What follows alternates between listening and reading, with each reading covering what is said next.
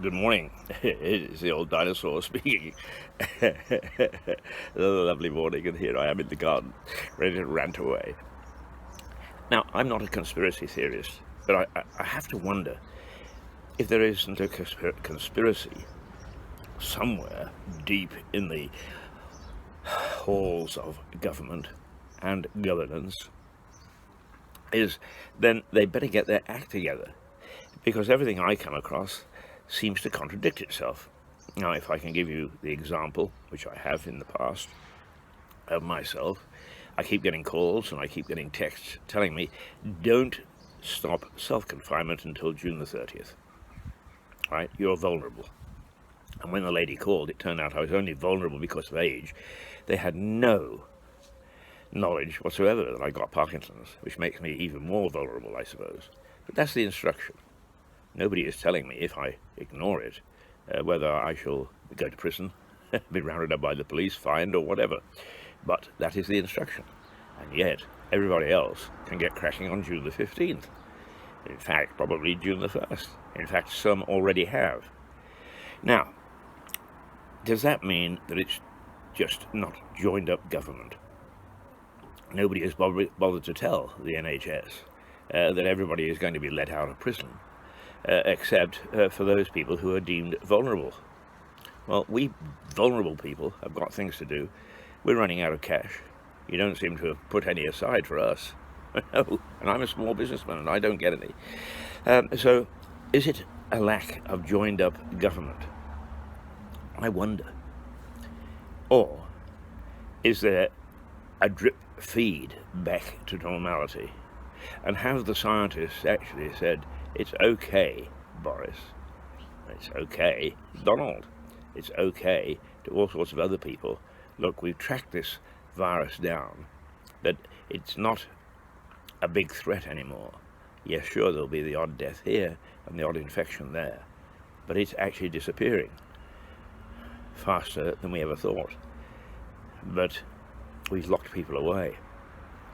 Perhaps we hadn't better tell them too quickly that they can all go back to normal again, that the threat is over. Now, that's a conspiracy theory. Do they all get together and they say that? I'm quite sure things go on in Whitehall, and for that matter, in the White House, that nobody else is privy to. And that's as it should be. The government has to deal with all sorts of things that you and I, as the average citizen, shouldn't know about. But when it actually comes to me and mine, and the people that I know, am I being conned? Because if I am, they'd better start to stuff a few quid in my pocket, because I'm self-supporting at the moment, one of the few in Britain. They keep on boasting about how much money and how many people they've helped. Well, they haven't helped me. On the contrary, they've actually put me into debt from being reasonably well off. And, well, not quite into debt yet, but I could be. So I just wonder whether it's all muddled thinking, which is very typical of some governments, or is there deep down a conspiracy? Is there deep down, gosh, we panicked, chaps? No, I don't think so. The number of deaths and the number of people infected, the numbers seem to tell the tale that this was a real threat, and the governments did try to respond to it, and that also they were ill-prepared.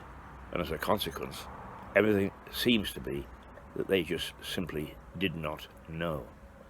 So, if that's the case, once we come out of this, what sort of government are we going to get? I think it's time for a root and branch clear out of the way we do things at the moment. It was ineffective before the crisis. It's even less effective now.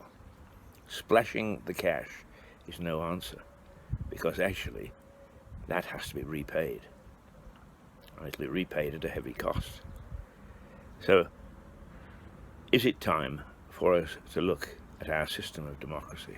Is it time for us to look at our system of executive, in other words, the civil servants?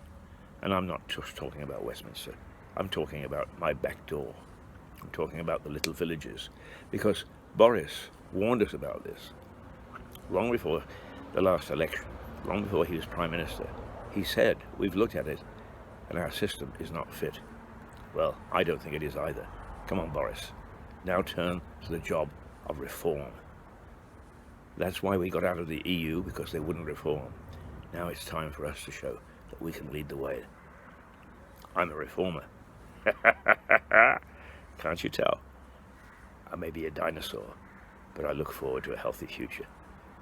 And these are the people that can do it, if only they look in the right direction. That's it for this morning. Thanks. Toodle pip.